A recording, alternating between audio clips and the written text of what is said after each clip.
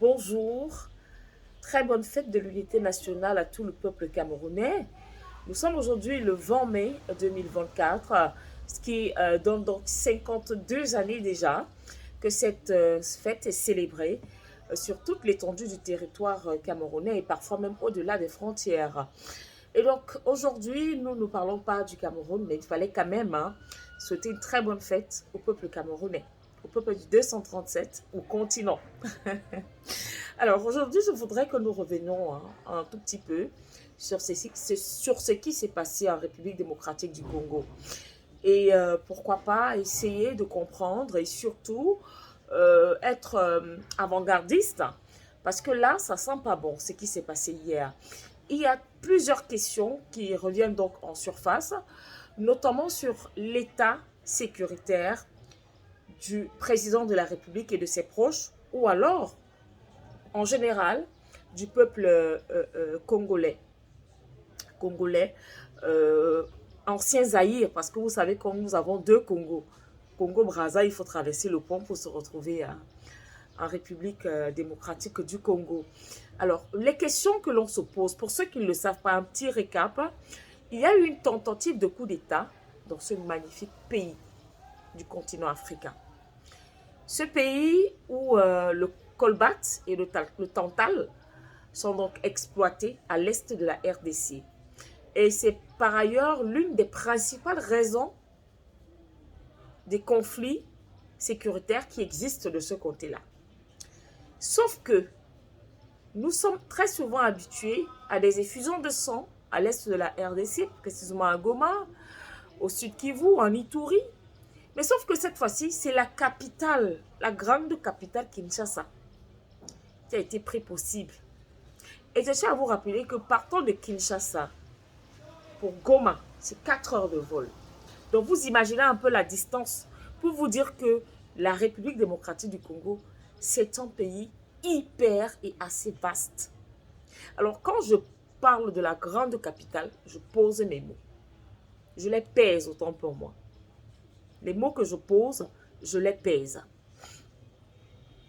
Comment comprendre qu'une grosse capitale comme Kinshasa puisse être la cible des assaillants non formés qui n'ont même pas de vrais kalash. Je ne sais pas comment on appelle les armes qu'ils avaient que nous voyons sur ces images, sur les vidéos qui circulent un peu partout.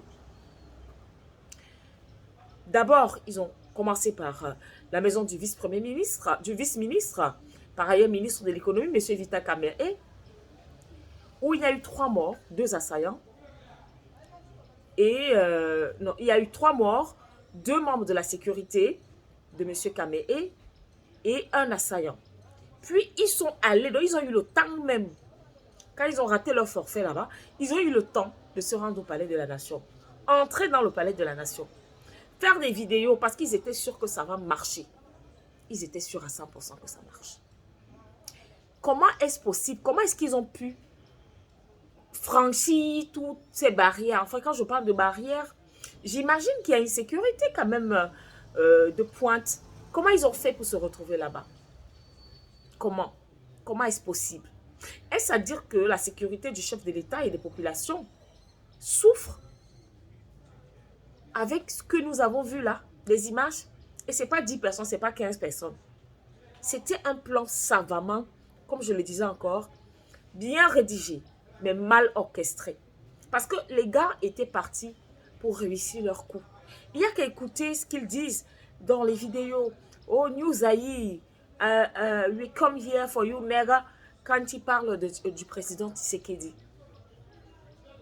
Et après, avec ce qui sort après là, il y a des passeports américains, des passeports canadiens, des passeports anglais. L'on parle de plusieurs ressortissants américains. Et le Christian ou c'est Matanga, ou c'est Malanga, le cerveau du mouvement rebelle, New Zaïre, vient des États-Unis. Et avant d'arriver, il a préparé sa réunion, tout préparé là-bas. Alors, question, que font les services de renseignement congolais? Est-ce que la sécurité aujourd'hui au Congo est fiable? La question, je la pose au président de la République. son Excellence Félix Antoine Tshilombo Tshisekedi. Parce que le problème de l'Est de la RDC, c'est encore là. Hein. Voilà un autre problème qui arrive. Voilà un autre problème qui arrive. Que font les services de renseignement? Est-ce qu'il ne faudrait pas les évacuer? Parce que là, il y a une faille. Il y a une faille. Permettre qu'autant de personnes se retrouvent au palais de la nation, même si c'est le hall du palais de la nation, je peux me tromper. Donc, je demande aux Congolais, est-ce que c'était véritablement le palais de la nation que nous voyons là en image? Si c'est le cas, Allah, alerte, alerte, alerte. Alerte à Kinshasa. Alerte en République démocratique du Congo. Des Américains, des Anglais, des Canadiens et des Congolais. C'est les Congolais alors qui sont les slaves de l'histoire. Parce que quand vous les voyez, ce ne sont pas des soldats. Il y en a même qui avaient peur de toucher, d'arrêter les armes à main. Mais qui jouaient un peu au Danger Boy.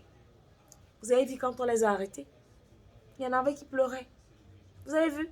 Au point ils sont passés aux aveux des morviettes. Ils sont passés aux aveux. Donner même le plan.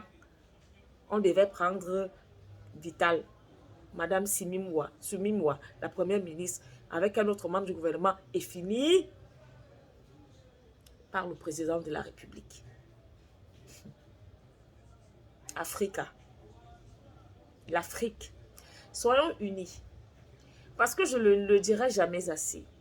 Les Blancs que vous voyez là, la France surtout, les Américains, ils peuvent se déchirer dans leurs histoires politiques internes. Mais quand il s'agit de la reconquête du continent africain, ils se mettent tous ensemble pour le monde objectif. Soyons vigilants.